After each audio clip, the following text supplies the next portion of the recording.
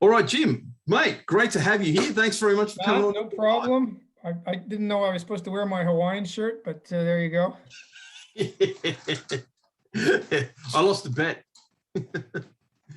Look, I'm really keen just to dive right in and pick your brains, and because I know that you're ridiculously time short.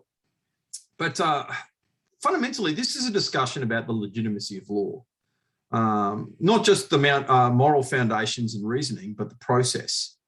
So the first question I'm going to ask you is, when does a law become illegitimate? Well, I mean, everyone has to make that call for him or herself. So that's a tough call. And if you live in a liberal democracy, we all swallow a lot of laws we don't agree with. That's the way it goes. And from the point of view of the lawmaker, you always have to purport to be issuing laws that always apply. But it doesn't take very much thought to realize that we all need law, and at the same time, we're limited, fallible beings. Law is imperfect, and when it reaches a certain amount of imperfection, individual people will say, "Well, I'm prepared to be civilly disobedient, and I'll take my fine, or I'll." A famous legal philosopher, H.L.A. Hart, said at some point you have to sometimes decide whether you're prepared to disobey. And if you do, then you decide, am I going to go down the civil disobedience line? Am I going to flee the jurisdiction the way a Jewish person should have, had they known what was coming in the 1930s in Germany? Am I going to take up arms? And obviously in a liberal democracy, the last one's not on the table, but I mean, civil disobedience is a valid choice. And we saw it in the 60s in the US with the civil rights movement, Gandhi in India. And I have to say, I am appalled at what some of the things we're seeing coming out of the governments in Australia. And I have a lot of sympathy with the protesters. Personally, if I were them, I would not pay the fine. I would go to court. One of the tactics that Gandhi and Martin Luther King used was they just didn't pay the fines. You go to court, you make the police and the prosecutors prove every element of every offense. If you have 4,000 people charged, you can kill a year's worth of court time. And eventually you make it very difficult for them. I never thought when I moved here I'd be living in a country where they would fire rubber bullets at their own citizens. This is, they're beating up pregnant women. This for a virus that has a survival rate of over 99.7%. If you're under 50, the US CDC data shows 50,000 infected people, one dies. If you're under 25 and you're infected, your chances of dying are 1 in a million. That's, just to put that in context, you have a higher chance of dying of the flu. It's about the same as getting hit by lightning. And it's way, way, way lower than driving. So the people who are at risk are people over 80, 85, very serious for them. Or if you're obese, morbidly obese, those are the two big characters. And you never hear the comorbidities of the people who die. They're always bad. And so, yes, this is dangerous, but the way we have handled it is appalling. Sweden, which was the only country really in Europe that took the playbook that all of the WHO and all of the main Western democracies had a playbook of how to deal with pandemics. And in December of 2019, the playbook was based on 100 years worth of evidence. Don't lock down, don't wear face masks, deal with the people at risk, don't imprison people who aren't going to die. And they threw it out the window in a month.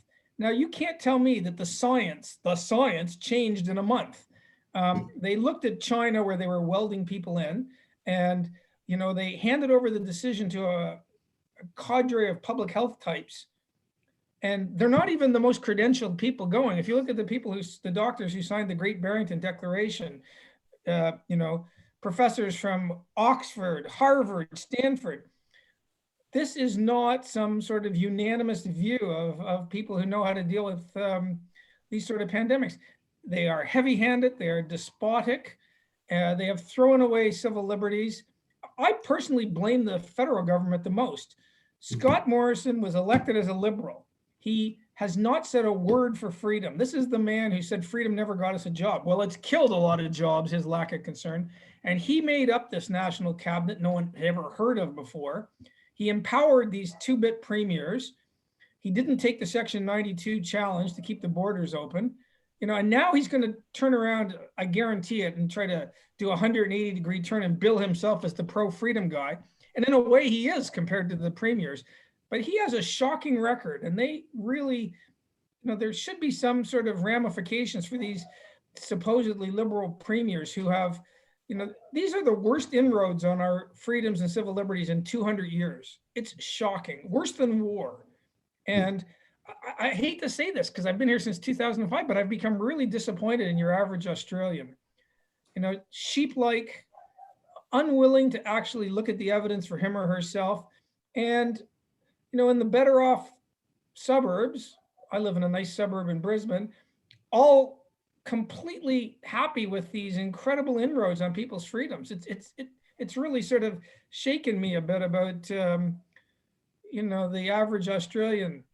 I just don't know what to say. It's been really, the politicians are bad, and the sort of massively compliant sheep-like average citizen hasn't been great either. Well, to use a law enforcement quote from Bobby Kennedy, you get the policing you want, the amount of crime you deserve, and kind of in any democratic situation you can apply that principle to anything. You get the government. You get the government. I know you're an ex-police officer, but I have to say, and we were talking about this before. No, and that's fine, mate. Honestly, I grew up in Toronto in the most pro-police house going. And instinctively, I'm pro-police. But when I watch police officers roughing up pregnant women in the name of a virus, or I watch them shooting rubber bullets, or taking, mounted police down the beach in Sydney and telling people who are outside and far apart they have to move on, these police officers are losing public support. I wouldn't cross the street to help the police right now. They are really putting me off with this heavy-handedness, and I'm sure there's average police officers who know that what they're doing is pretty wonky. But this is, in the long term, this has really serious consequences because the police rely on community support, and I can tell you they've largely lost mine. I am shocked at what they've been doing. Look, I can't say too much, but I can say before I got out of the job, COVID had just started, and there were a lot of discussions around meal rooms in regards to just precisely where this was going and the implication for the rule of law. And I think I do have a real insight on the importance of the rule of law. And I can say this, it matters a lot, not just to me, but to any other coppers, because we're not an invading army. I've forgotten the precise proportion of police to people in Queensland, but it's relatively low. And as you pointed out, we work, and we, generally speaking, the police work pretty well, and it's because by and large they had the support and respect of the public. Sure. And I am concerned that really undermines public confidence, on top of what I just said, is a sort of massive dose of hypocrisy. So when the protesters are protesting the worst inroads on our freedoms in 300 years, 200 years, the police are incredibly heavy-handed. When it's people on the left protesting in the name of Black Lives Matter, an openly Marxist organization, the police just leave them and they get down on their knees. And so, and that happened at the time when the spread of COVID was worse than it is now, and there were more deaths than now. And the reaction then was, well, of course, they have the right to protest. And if you go and look on the Black Lives Matter website, they're anti the nuclear family, they're anti-capitalism. These are not people that I support. And I don't mind people protesting, but you'd think that the same behavior from the police, and I know the police have to respond to the orders that are coming from their political masters, but the politicians have a lot to answer for. And it's not just Labour politicians. The Liberal sort of police minister in New South Wales, the Liberal politicians across this country have been virtually as heavy-handed as Labour. It's been appalling, really. Well, see, that leads on to a couple of other things. There are real implications for the rule of law for this. And you undermine the rule of law, you undermine democracy. And if you undermine democracy, you undermine the rule of law, because there's a really close, link between that. And I do think that I understand after 30 years, I do have a bit of an insight into what dynamics uphold and sustain the rule of law and what dynamics undermine and delegitimize it. And like I said, without giving too much away, I can indicate that there were conversations around that, because coppers aren't academic, but they're really instinctual. They kind of know, it's like, no, this has the potential to undermine our legitimacy. This has the potential. And there were discussions. I'm not going to paraphrase anyone, and I'm not going to make any claims. That's Cairns, or as you want to say, cans. I can't. Cans through the nose.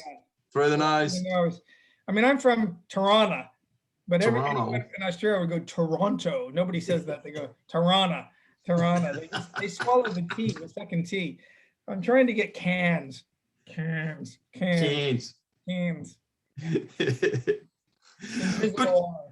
No, but mate, there were real discussions around that, and I think, because I did read. But look, let's frame the conversation around Hart's book.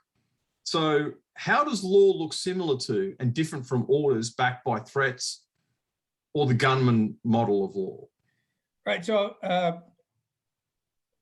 you're making reference to a guy named Herbert Hart, HLA Hart. He was a British lawyer, and he went on to probably be one of the more famous professors of jurisprudence, legal philosophy. So, he was born, I think, 1907, and he became a barrister in London, and he had quite a successful commercial law practice. The Second World War came along, and he joined MI5. He was effectively a domestic spy. During the war, he had a pretty good war. And after the war, he didn't want to go back and be a lawyer. So he went back to Oxford as a philosophy don for, I think, 8 years. And then in 1953, having published basically nothing, but they knew he was really smart. He'd done really well in his undergraduate. They just gave him the chair of jurisprudence at Oxford. And that sort of old boys club has real problems, and often it misfires. But every once in a while, it really works. And they just knew this guy was good. And Hart went on to write in 1961 a book called The Concept of Law. He wrote it for his Oxford law class. It's on a compulsory jurisprudence course. And it has sold over 250,000 copies. And this is a book on legal philosophy. You can't actually believe that there is a book that is this well sold. And all Hart is doing, writing for undergraduate kids, there's almost no footnotes in the entire book. It's gone on to have 3 editions. All Hart says is, look, I'm going to look at how you can understand any legal system. So it's not just a nice Western legal, liberal democracy, it's anyone. And he says, there's 3 questions I want to answer. And the whole book is on these 3 questions. To what extent can you understand law as orders? The gunman model, you must do X. Mm-hmm. To what extent can you understand law as a system of rules? Hart's idea. And to what extent can we understand the legal rules, legal obligations as similar to and different from moral rules, moral obligations? And that's the book. And the last, chapters 8 and 9 are just about that last question. And it's a question that splits people. So one tradition that goes back to the great Catholic thinkers, Aquinas, Augustine. The idea is that to some extent you could hold human laws up against some sort of higher laws. And obviously, traditionally, it was God-like laws, the laws that God infused into the fabric of the universe. But you don't need a God. It can be moral standards you can reason to, like Kant said, whatever. And to the extent that human laws are deficient, they don't really count as law, or they're suboptimal, or they're substandard, or they're sort of half-assed law. The other great tradition, it says, well, Stalinist Russia had law. It was just really bad law. And so it is law, and it still counts as law, even though it's terrible. And Hart was an exponent of that view, the second one. And his view was that you get better moral outcomes if people stand on one platform and they ask themselves, what is law? And they can look at the statutes and look at the case law. And then they get down and they walk over and they stand on another platform, the moral platform, and they say, is that law good or not? And it's, you can't look it up in a dictionary. Is it better to take a wide view where even wicked legal systems count as law, but then you go on and say, but they're really bad? Or is it better to say at some point law becomes so morally egregious it doesn't count as law at all? And there's no sort of dictionary way to resolve. It's a moral question. Yeah. And I think Hart's right in saying you end up with better consequences if people realize, law is one thing and morality is another. And sometimes, and Hart was pretty clear about this, you will be in a situation where you shouldn't obey the law. And so you said, yes, I know it's law, but it's not worth my obeying. And so that's hard. Now, not everyone agrees with that. In a way, they sort of half agree with each other. It's almost a semantic argument about who gets to use the word law. But I think, that Hart book is an eye opener. It's really a great book. And I do hold that thought. I want to follow on, but I know you're just going to keep rolling through those other arguments. But I just want to make a really quick point. Like I said before, coppers are kind of, not educated to your degree. And like, I've read a lot of this stuff because I'm geeky, because I wanted to understand the background of it.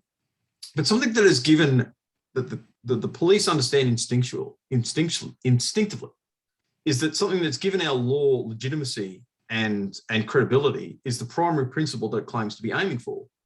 And one of, if not the primary principle in our system, is the increase of individual liberty, the curtailment of power of the state, or even a mob that includes a quasi-democratic mob. So, you see these council mobs and everything like that, to act against individuals. That matters. That's one of the dynamics I was talking about before, that we kind of understand that, is this undermining the legitimacy of law?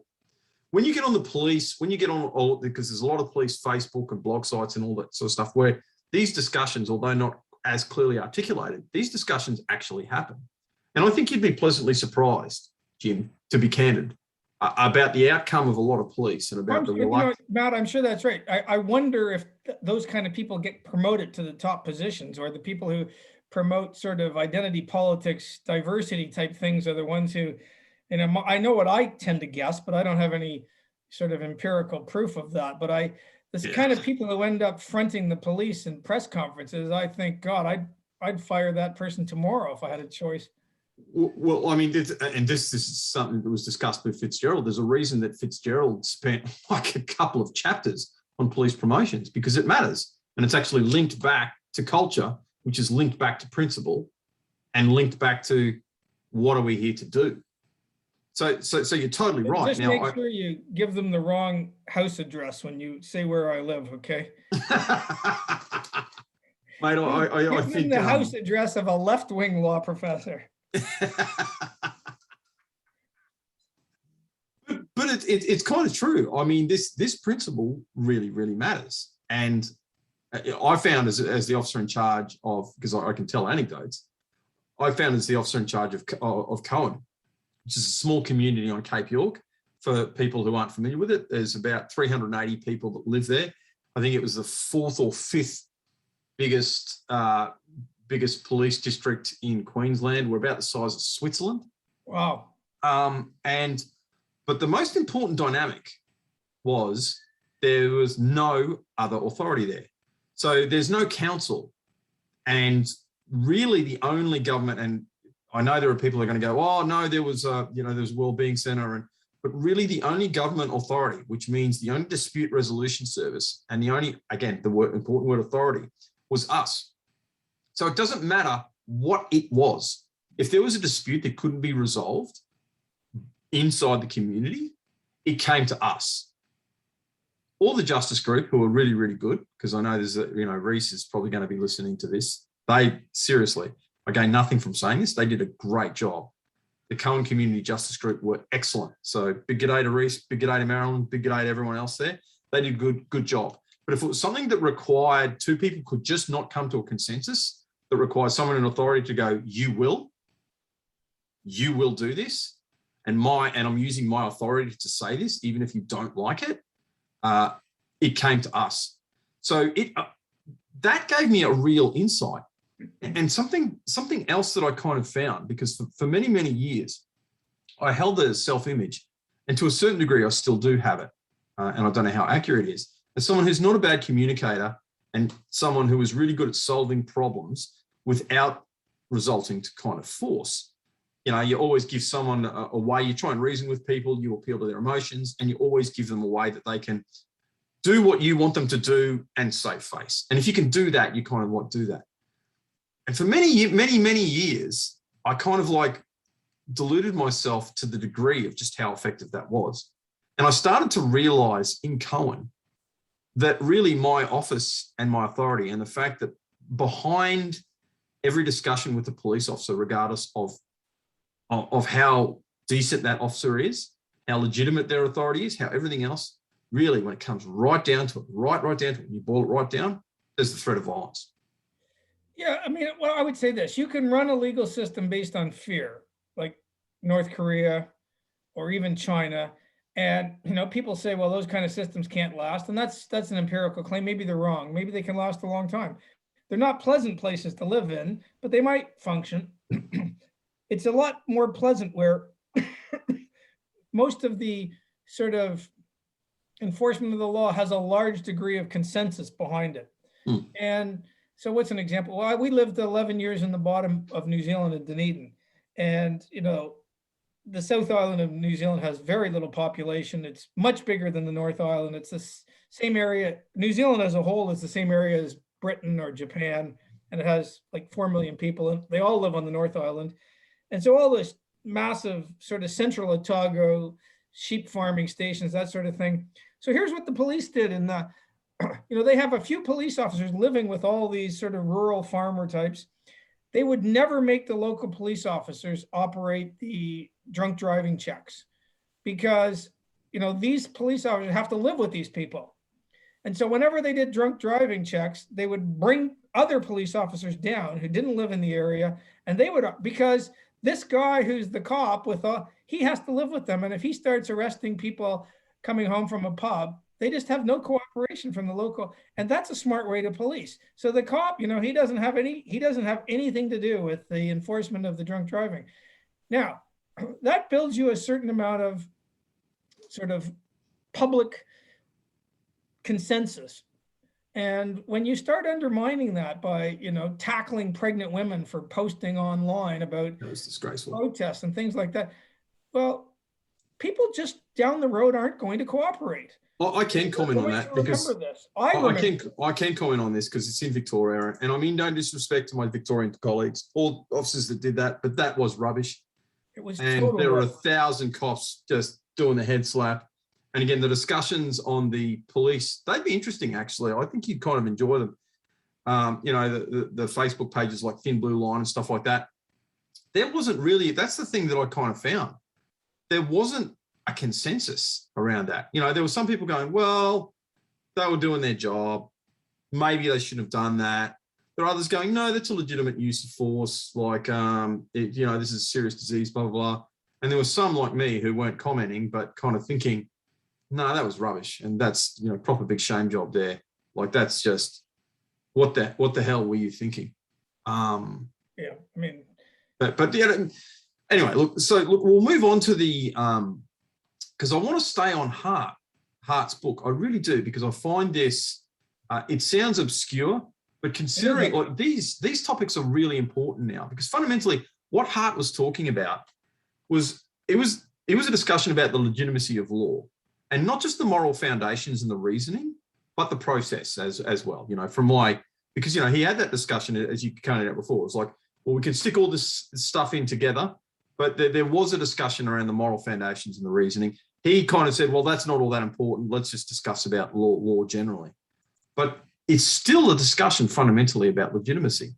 So I mean, Hart's hard-headed in a way. So, he was a Jew, and after the war, he got sent to Germany just before he left MI5. In fact, one of the first things he wrote was a little piece for the Economist, back when the Economist wasn't a woke left-wing rag. Back when the Economist actually cared about the economy. Back when the Economist used to be worth reading. But so, Hart had basically a Churchillian view of the Nuremberg trials. So, when you're dealing with people who complied with Nazi law, and, they did some pretty morally distasteful things. Hart's basic line is to pretend that the Nazis didn't have a legal system. Hart's a Jew, remember? It's just wrong. They did have a legal system. It was a really bad legal system. And so when it comes to after the fact prosecuting the top Nazis, when they get up in court and say, well, we just were following orders, or we were just following the law at the time, Hart says what you're really dealing with is two moral questions. The moral distastefulness of retrospective law, passing a law that effectively says, well, you were following laws, but what you did was so wicked, we're going to hang you. And the moral distaste, so the moral distastefulness of a retrospective law against the moral distastefulness of killing 12 million people. And he said, that's really what's at stake. Now, it's much easier to sell what happened in terms of, well, the Nazis didn't, what their legal system was so awful, it didn't really count as law, but that's just not right. It's a way of selling it to the public. And I think Hart's right on that. So when you adopt the Hart approach, I mean, sometimes retrospective law is warranted, but not very often. So, the other comparison is maybe to the East German border guards. The East Germans would get these farm kids who had, they'd bring them and they'd put them on the Berlin Wall with somebody else they didn't know. And it could have been a secret sort of police person. They didn't know who they were with. And they were told they had to shoot the people who were trying to escape to the West. And after the wall came down, they prosecuted some of these border guards. And the question there on the Hart line is, when you weigh up the wickedness of what they did, which, we can all understand in a way, versus the retrospective law, you probably wouldn't prosecute those kids, especially when the West never went after the top East German leaders. And so Hart gives you a pretty hard-headed thing. You look at that, you're weighing up two evils. And when it comes to the top Nazis, of course you would prosecute them. Even when they come in and rightly say, I was just following law, well, too bad. That's not a good enough excuse to kill 12 million people. Right, or whatever, pick your favorite million number. So I like the Hart way, but the other way of looking at it is saying at some point, a legal system is so egregiously wicked, it doesn't count as law. And that's easier to sell, but there's real problems with that. Yeah. You just have a hard time making tough distinctions. And the Hart way of looking at it, that's a semantic argument. When it comes right down to it, that is a semantic argument. God doesn't tell us the best way to understand the word LAW. You have to make a moral call, and people disagree. There's no obvious answer, but I prefer the Hart way of looking at it. I think it's better in a moral sense. You can have an aspirational view of law that it always is good, but that rules out 99% of the legal systems that have ever existed on Earth. If you look at the history of human life on Earth, most of the legal system are pretty awful. They hammered women, they hammered people who didn't own property. Slavery existed throughout human existence until what? Until 150 years ago, the Catholic Church was in favor of slavery. So let's not beat around the bush here. So if you're going to take a view that only legal systems in the last 50 years count as law, you have a hard time dealing with most legal systems that have ever existed. And I think it's better to say, a lot of legal systems actually were law. They just were ones that we don't judge as very morally palatable. And see, that's the whole thing about any retrospective law. Fundamentally, it's about the projection of morality and yourself back in time, forward in time, or across geographically. And I do have concerns about that. Look, when we say retrospective law is bad, what we mean is normally it's bad or overwhelmingly it's bad. Here's a real life example. During the Second World War, when the British troops were retreating up the Malay Peninsula, there was an oil refinery, which they blew up in the face of the Japanese coming. And at the end of the war, the owners of the oil refinery sued the British government. Burma Oil, the case is called, and they sued the British government for the cost of the oil refinery. And it went all the way up to the top British court, the House of Lords. And in a split decision, the House of Lords says they get to be compensated. And the British government then passed a retrospective law that said, no, we're not paying you. You don't get a penny.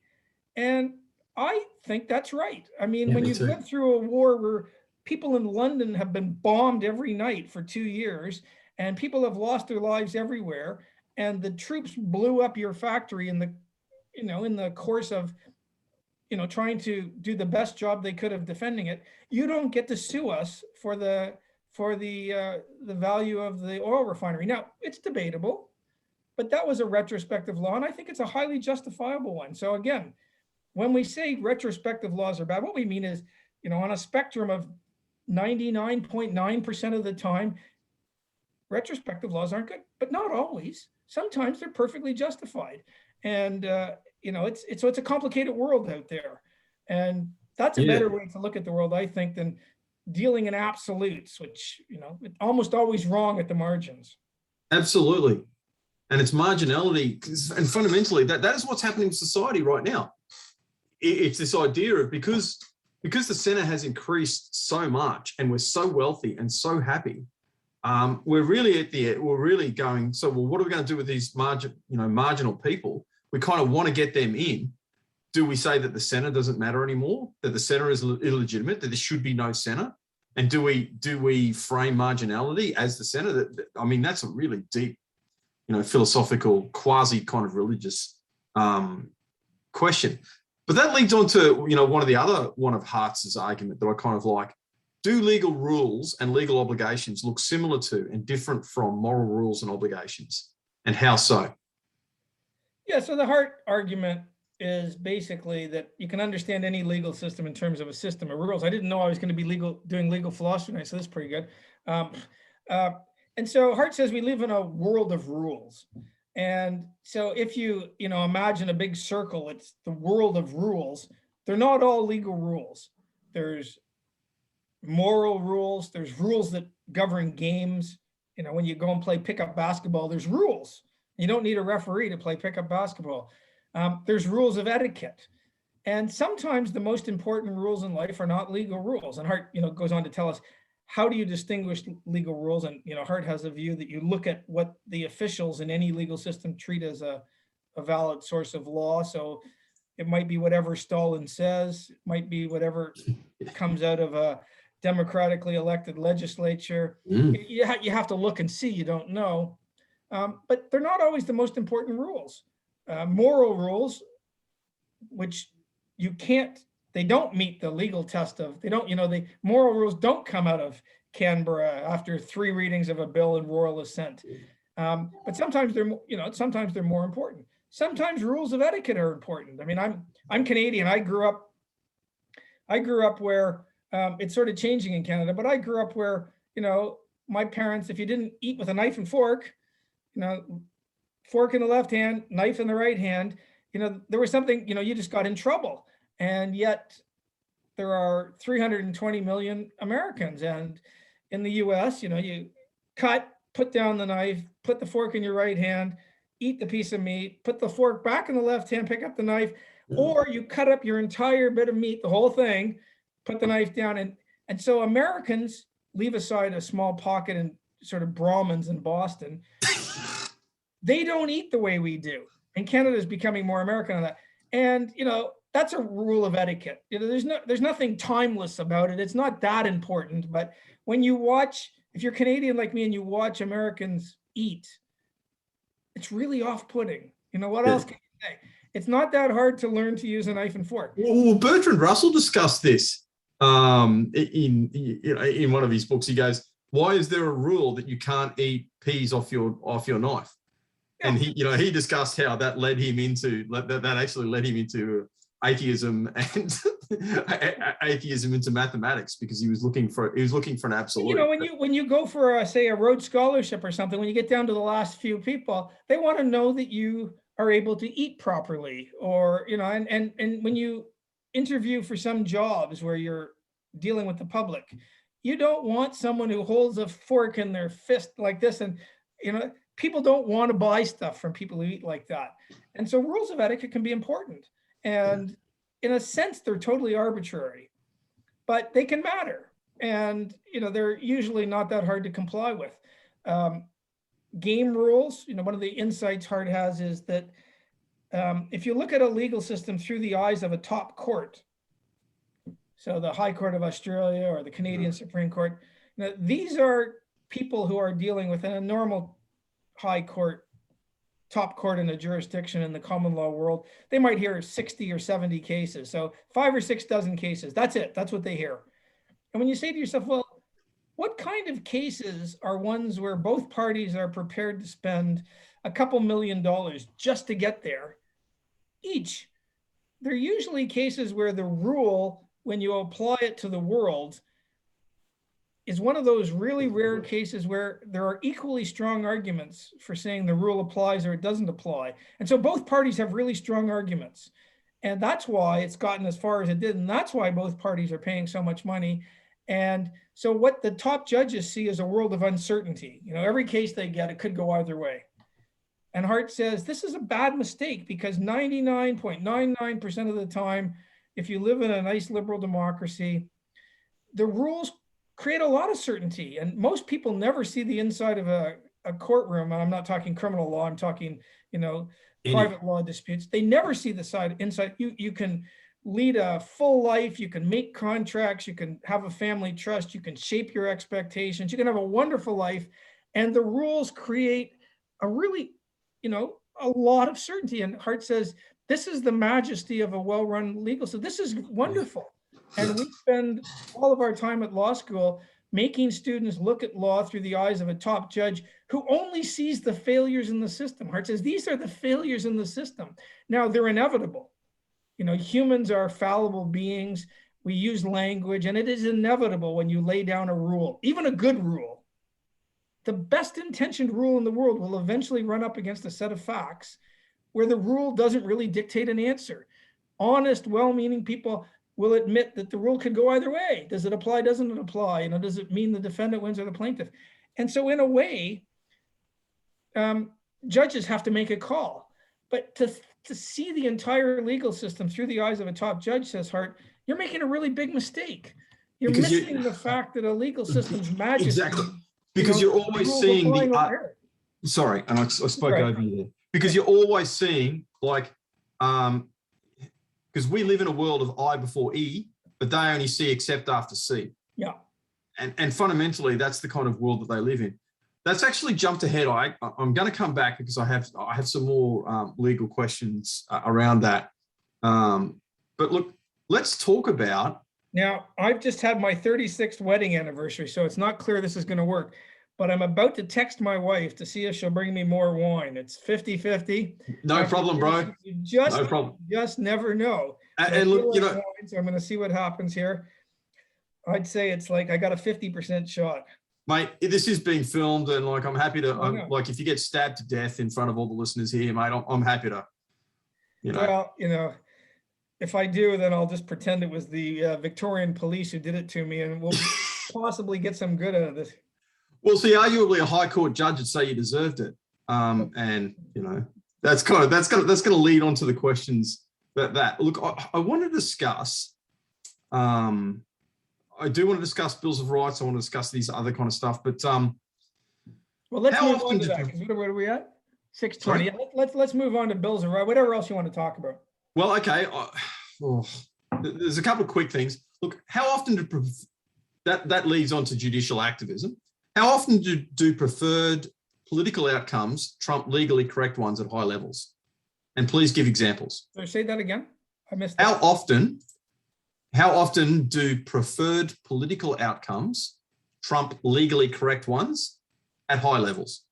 You can never know for sure because there are incentives on judges to always frame their decisions as though the law were dictating the answer. So even if you decided, I have a real strong view on same-sex marriage or on this refugee case or on abortion or euthanasia, and I don't really like the laid down legal rule, and so I'm going to ignore it. Even in those cases, you will write your judgment as though it was the legal rules. You're not going to write down, I'm this great high court judge, and so I'm just ignoring the rules. You wouldn't do that.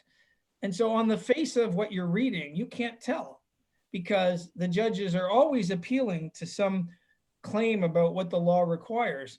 And so we can have our suspicions. We can think, so for me, the Love case, it just seems like the one of the worst cases ever. The judges are just making it up. They've created out of nowhere this supposed effectively right-like requirement that non-Australian citizen people claiming Aborigine status can't be deported. And there's nothing in the Constitution that you read that gives them this power. Now, they make a claim, the judges, that this is a legal outcome. I don't think it is. But again, you can't make a definitive claim because the judges don't say, hey, look, we're cheating all over the place here, but we know better than Parliament and we're just making this up. They never do that. And so you can't know for sure.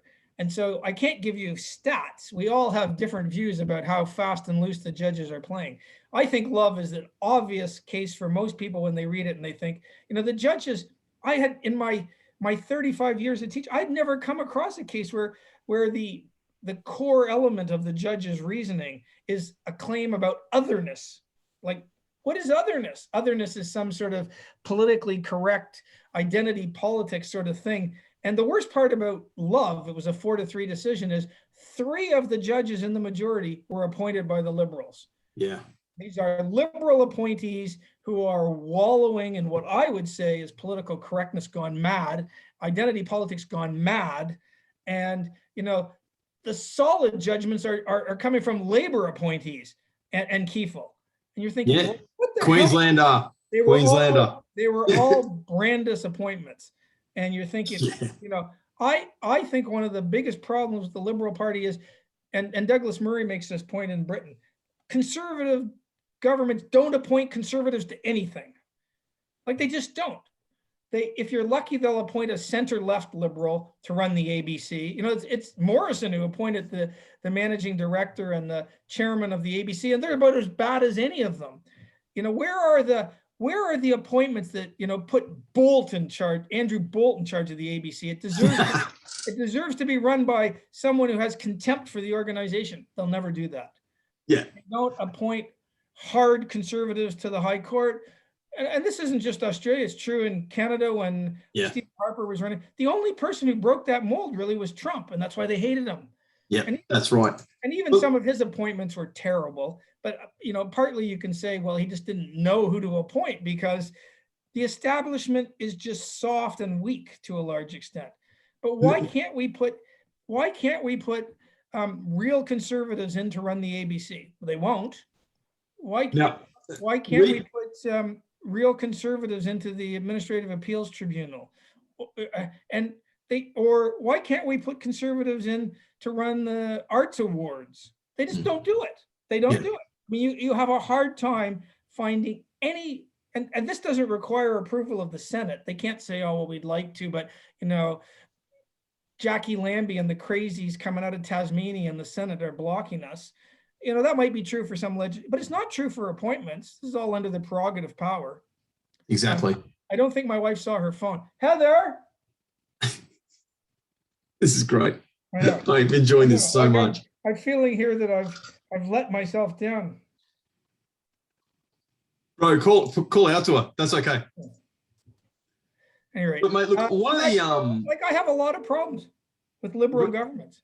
But clearly, look, I want to get back to the legal side of things, and it's not because I'm not enjoying this. I am loving this conversation. Can you bring me a fillip of wine? I have a glass. I finished my first glass, and I'm ready for another one. I can't leave the room. Okay.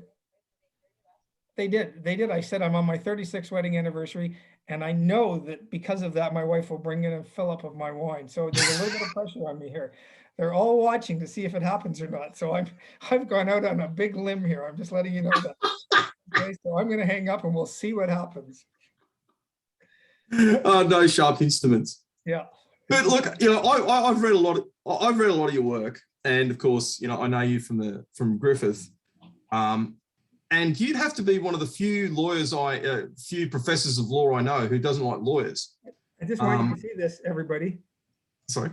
Oh, thank you. Cheers. You're too good for him. You're too good for him. Oh, I know it. Everybody says that. Everybody says that. Her only real sin is bad taste in men. Yeah, I know.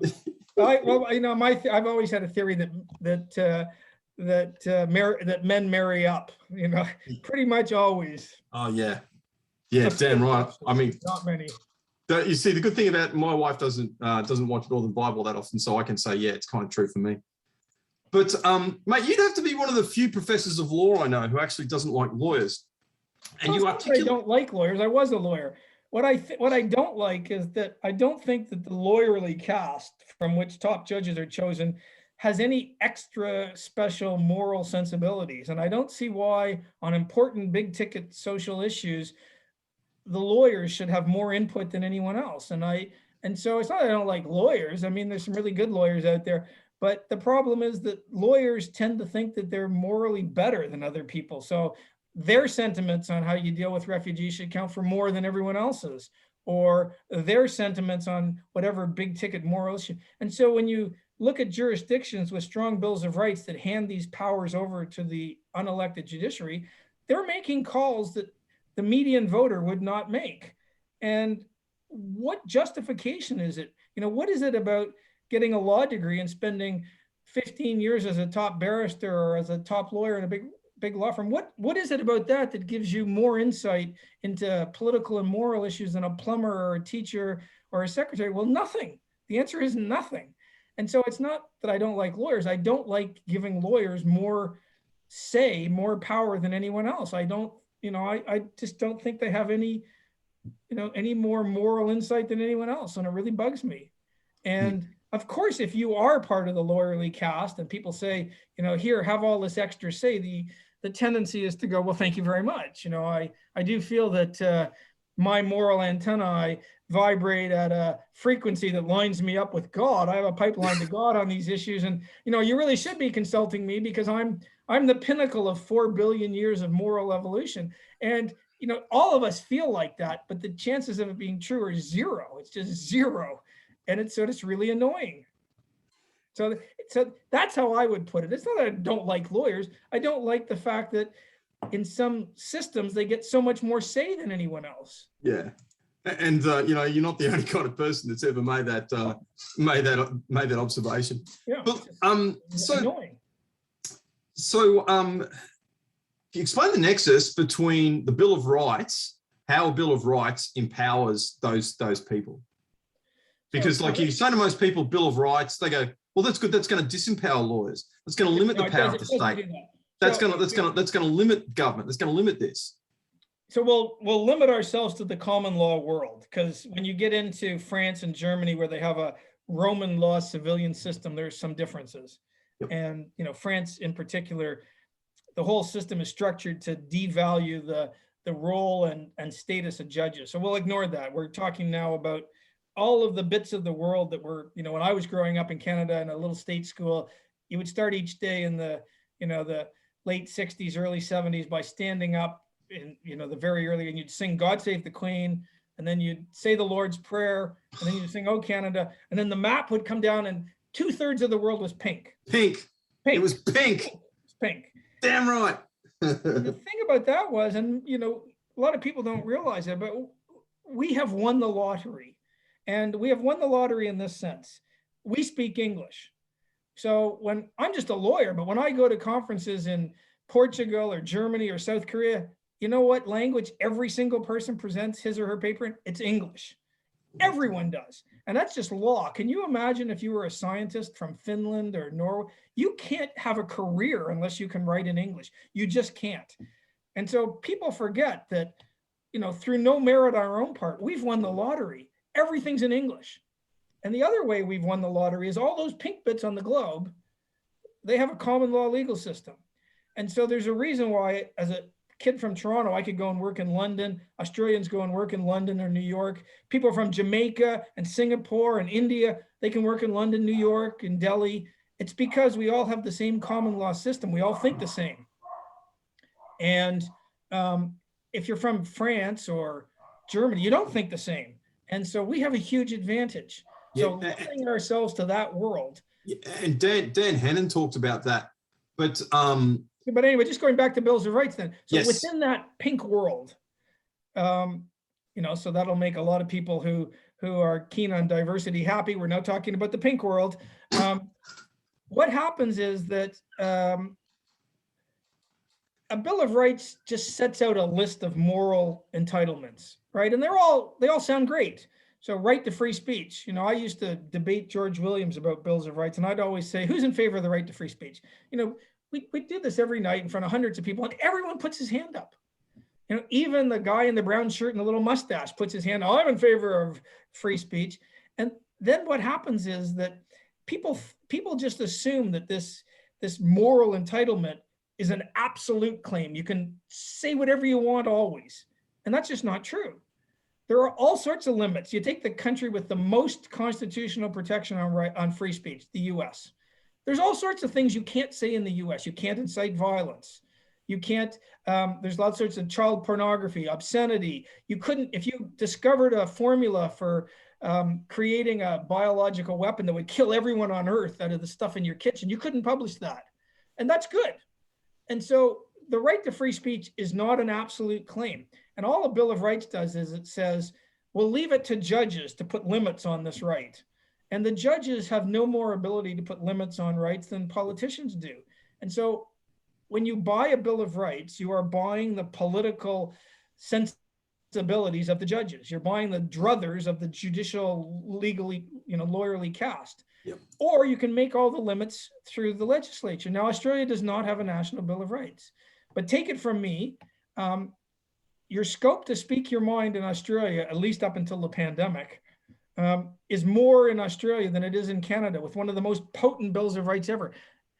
Just because you have a Bill of Rights doesn't mean the judges are going to side with you on, when free speech runs up against some sort of equality claim, the judges almost always side with equality, because the judges, 40 years ago in the common law world, the lawyerly caste was to the right politically of the median voter.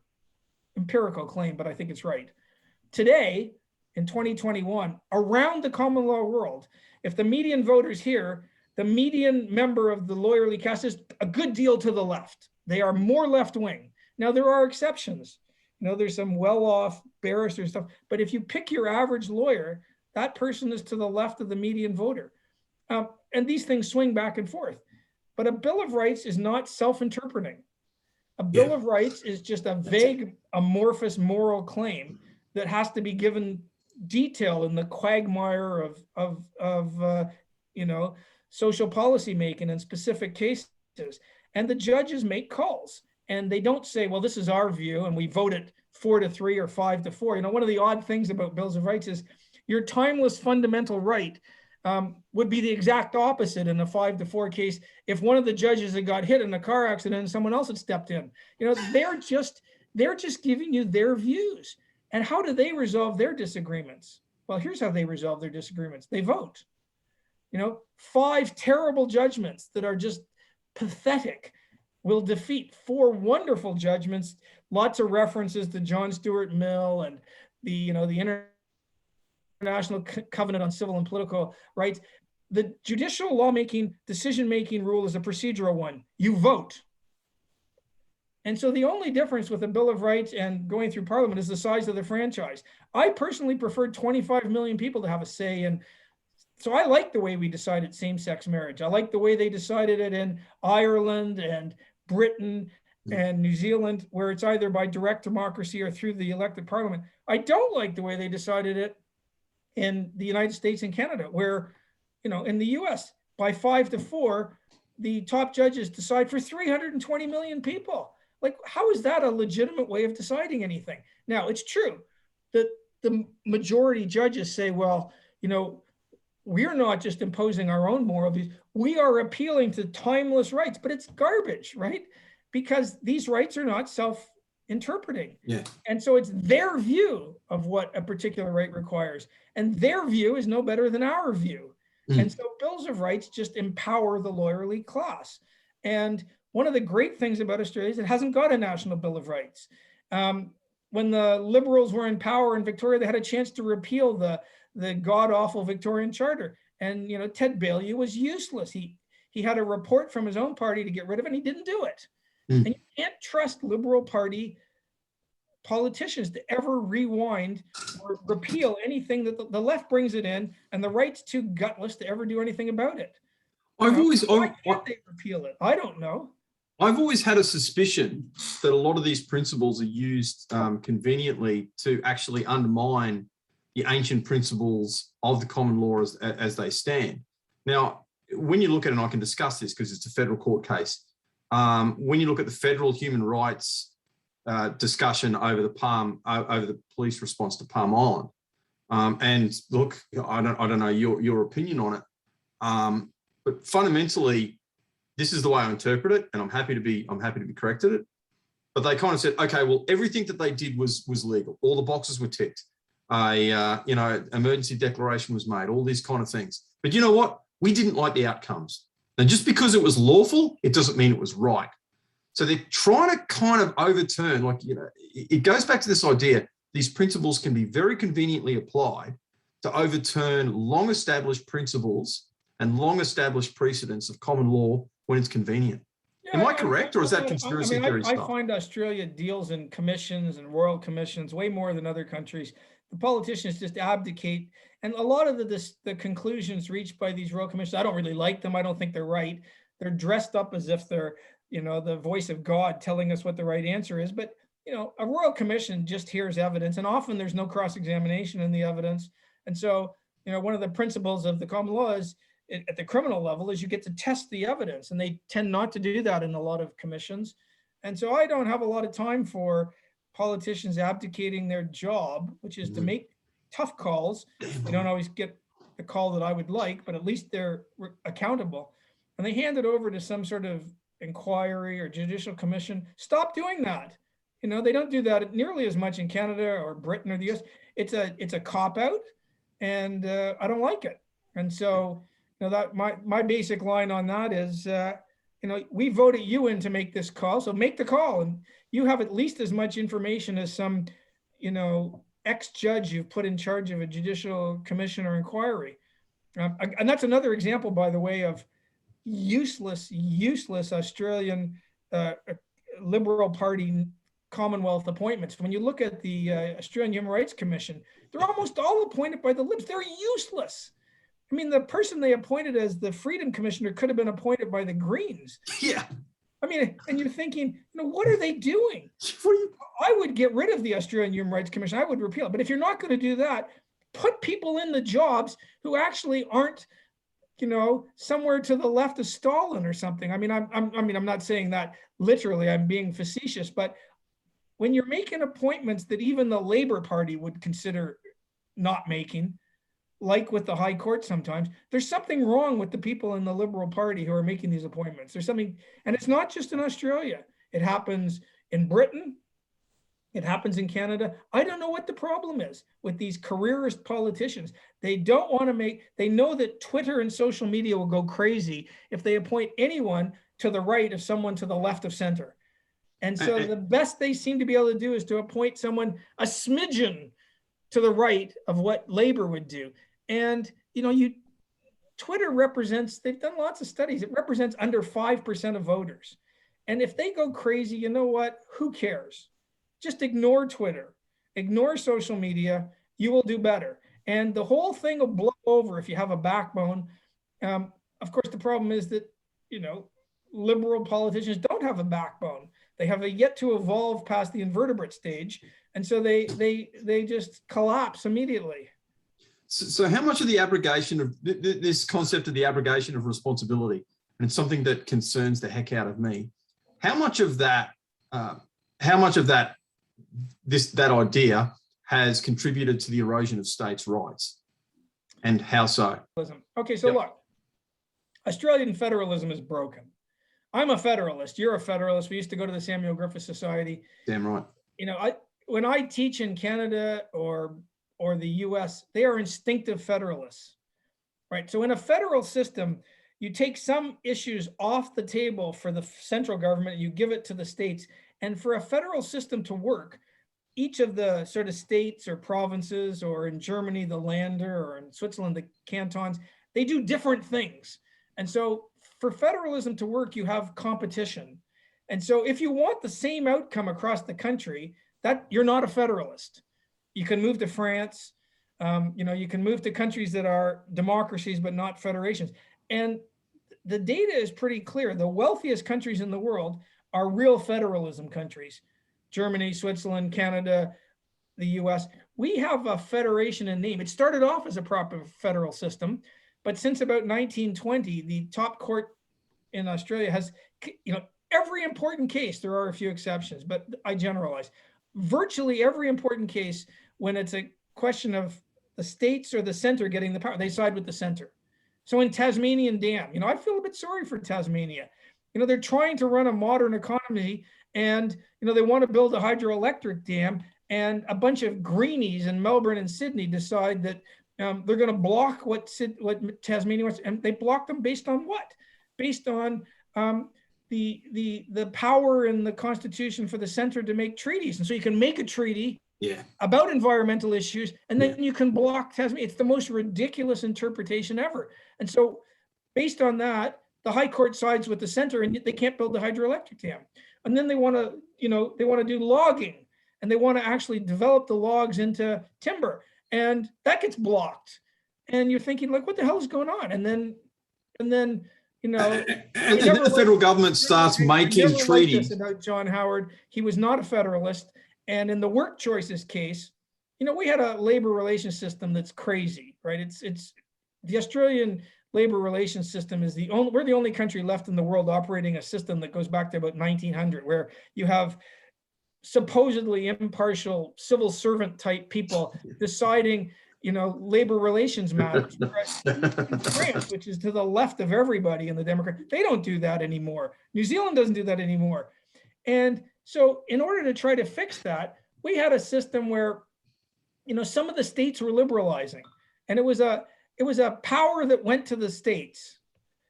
And there were a couple of referenda, constitutional referenda, trying to give the power to the Senate. They always failed. And in work choices, Howard just says, well, we can do this under the corporation's power. And this is ridiculous. And the High Court should be, embarrassed in the work choices case. It was a terrible decision when Callanan and Kirby are in dissent together. Like, that never happens. Yeah. You never find Kirby and Callanan together. They are both right. And, so, the basic approach of the Australian High Court is we will read the Section 51 heads of powers. These are the powers that go to the center. And we will read them in a way that if the law can in any way touch on any of them, we're going to give it to the center, which basically means the center always wins. Yeah. Nothing like that in Canada. And one of the great ironies of history is that, Australia has the most American constitution in the world. We have the James Madison. We have the Madisonian Constitution before their Bill of Rights. And so we have American federalism, not Canadian federalism. We have American bicameralism. So there's only 3 countries in the world with a really strong upper house in the democratic world. Us, because we copied the US and Italy. And Italy's been trying to get rid of their upper house. They failed so far because of, other EU matters. But so there's 3 of us. And, in Canada, the upper house would never block. If you win an election, a bunch of crazies from Tasmania and South Australia, they're not going to block because they're all appointed in Canada. The upper house does nothing. And in Britain, it's all hereditary and appointed. It doesn't do anything. And so we have this incredibly powerful upper house. It's an American model. But on the federalism thing, the great irony is that in Canada, the federal system was designed to limit the power of the provinces, and they are incredibly powerful today. And we copied the American system, which was to give a lot of power to the states. And the American Supreme Court, to a small extent, has let the power drift off to the center. But our High Court is just insane, in my view. It has, it's taken away income tax power for all effective practical purposes. We're the only federal system in the world where the states don't have income tax power. Here's what normally would happen. And you can see this in Florida, Texas, New York. If you have a state government that wants to run an insane lockdown policy, they would have to pay for it. And because they couldn't pay for it, you wouldn't be seeing 7 lockdowns in Victoria in the last 16 months. But what happens in Australia is we've taken all the income tax power away from the states. So the premiers can do whatever they want with whatever crazy policies.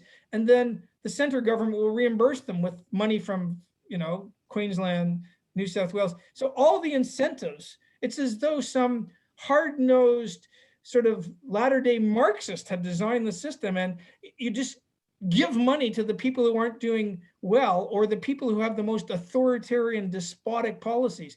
Yeah. So you could you reward incompetence. Well, if you raise most of your own money, as it happens in Canada and Switzerland and Germany, well then when you try something and it doesn't work, you're accountable to your own voters. It's possible the voters in Victoria will continually vote for a guy who's bankrupting them. It's possible.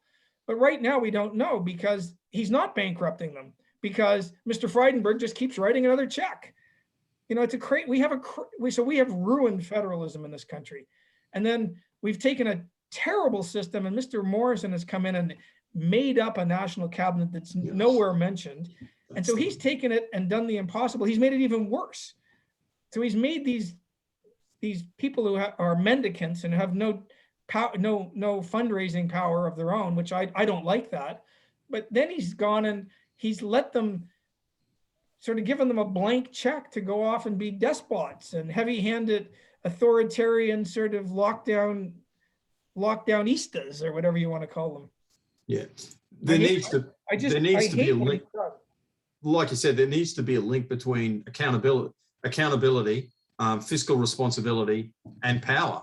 And if you break the links between any of those kind of things, it's problematic.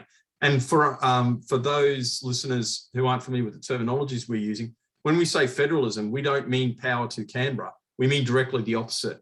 Federalism means there's a split of power, a split of lawmaking areas. So the center might get defense, it might get dealing with corporations, and typically the states and the provinces and the land, they get education, they get health. Why do we have a federal bureaucracy dealing with health? I don't know. What do they do? Yeah. Now, this will tell you why I've been married 36 years. My wife has just texted me and said, surely they are tired of you by now. And so that is the key to a successful marriage, a wife who realizes that you should shut up. Okay. So let's do 5 more minutes, and then I'm going to go out and appease her. It'll take more than 5 minutes, because I've had a lot of people who say to me, abolishing the states is a way to better governance.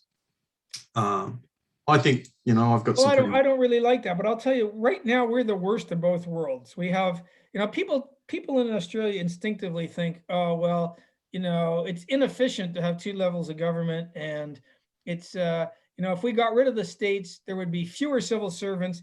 But actually the evidence is that in proper federal systems, Switzerland, Germany, Canada, there are fewer civil servants per capita than there are in unitary systems with 1 level of government. You think, how can that be possible? Well, go and work in an Australian university. The level of bureaucrats proliferates like crazy.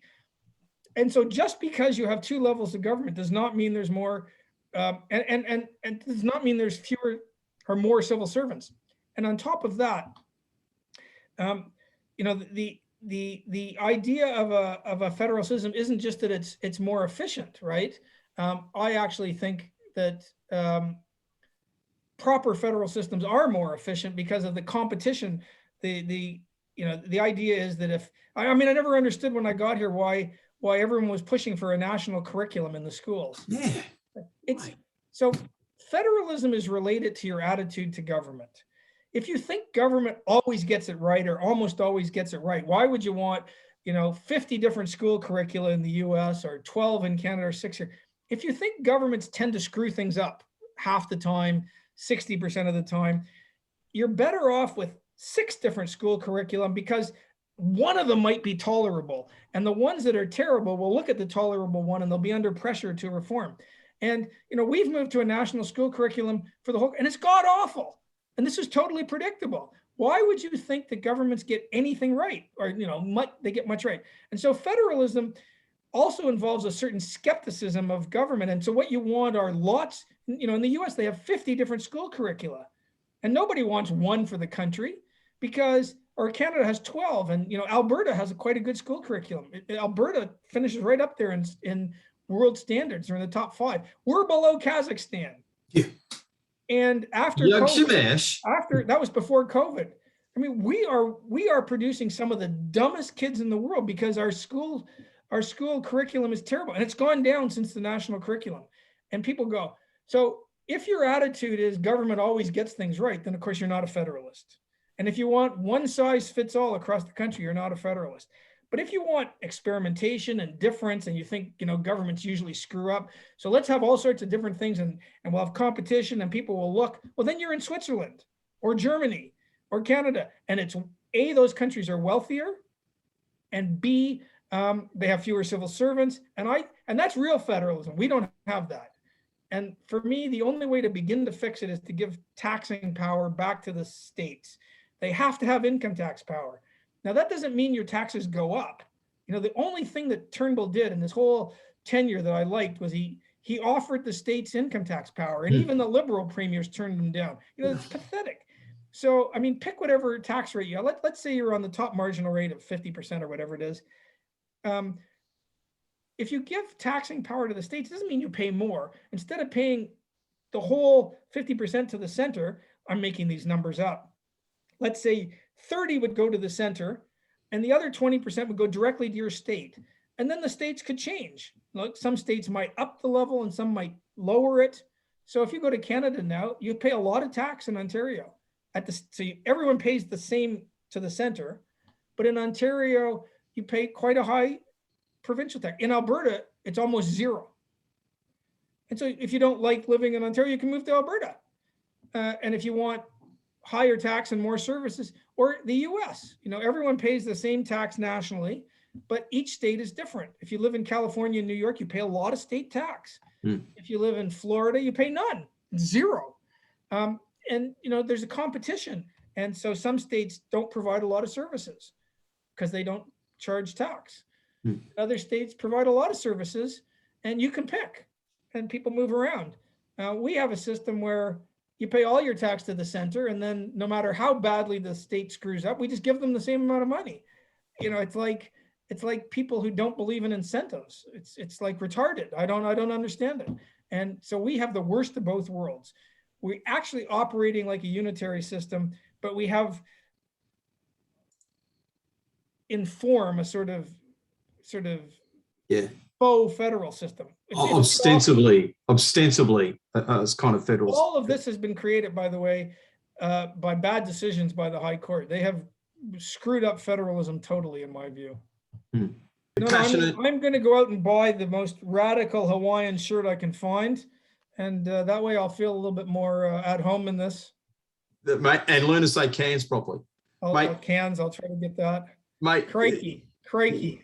You're articulate, you're passionate, and I've loved talking to you. Well, let me finish with the famous Clive James line, the great Australian expat who moved to London. He said, and pandemic has shown this to be true. He said, Australians think they were descended from convicts, but they're not. They're descended from jail keepers. That sort of sums up Australia. The pandemic has shown many Australians to be sheep. I don't know what else to say. It's very, very dispiriting and saddening, but there you go. All right, mate. Thank you very much. Congratulations. Congratulations for having a wife that endured you for this long. Yeah, I know. I don't know what happened. I hit the lottery, but we won't tell her that. Yeah, okay. And mate, enjoy your night, and thank you very much. We'll catch up. Take care. See ya.